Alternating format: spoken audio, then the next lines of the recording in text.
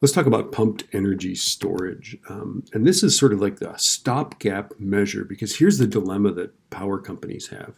If you look at our power consumption over a typical day, and there's differences, right? A working day, during the day, there's less power. On a Saturday or Sunday, right, we've got, it's a lot of power during the day. But notice that there's this peak sort of power, like right in here, that we have, but it's only there for like 4 hours out of the day. The real average, sort of the real working average for the day is somewhere right in here, closer to half the peak than the whole peak, right?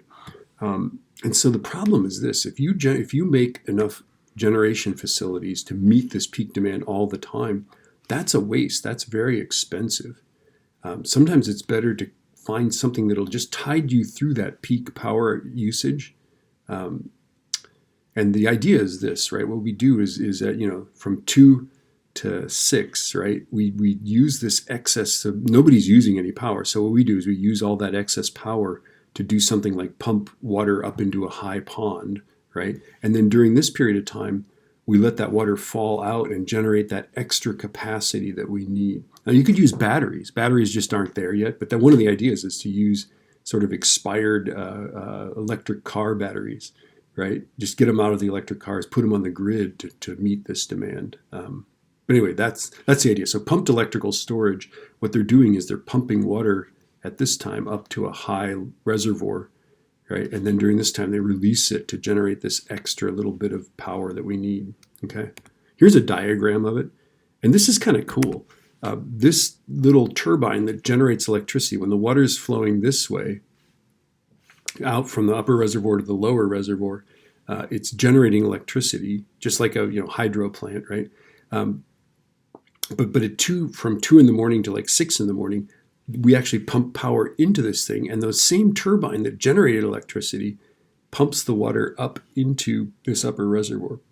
And some of these can actually switch from pump to generate in a matter of seconds, which is kind of cool, right? Now, the formulas we're going to use here is power is energy divided by time, and the energy in this case is just potential energy.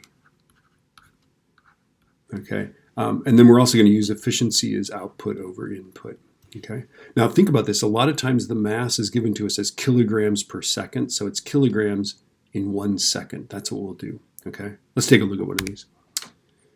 A 65% efficient pumped storage plant uses a reservoir that is 196 meters higher than the generation site. What is its electrical power output if it's draining water from the reservoir at a rate of 1,250 kilograms per second? Okay. Well, let's figure out the energy input first. The energy input is going to be the energy from this falling water. Okay, so the energy input is going to be, or power input, sorry. Power input, right, is going to be mgh divided by T. Okay, so it's 1,250 kilograms times 9.81 newtons per kilogram.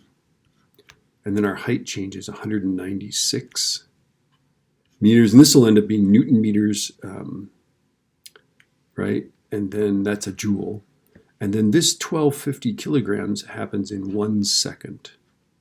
So don't forget to divide by 1 second. Okay? So this is the power input. This is the power that we're releasing. Okay? So 1,250 times 9.81 times 196, and that is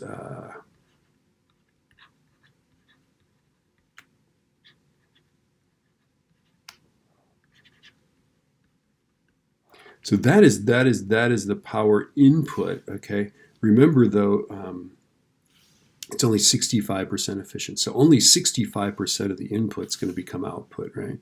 So the power output is going to be the efficiency times the power input. And what I'm using is this thing here, right? So efficiency is Po over pi, right? So therefore, Po is equal to E pi, efficiency times pi, right? So that's going to be 0.65 times 2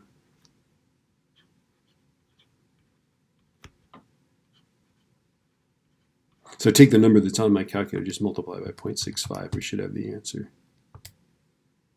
And I get that that's 1.562 times 10 to the 6th watts, or 1.56 megawatts.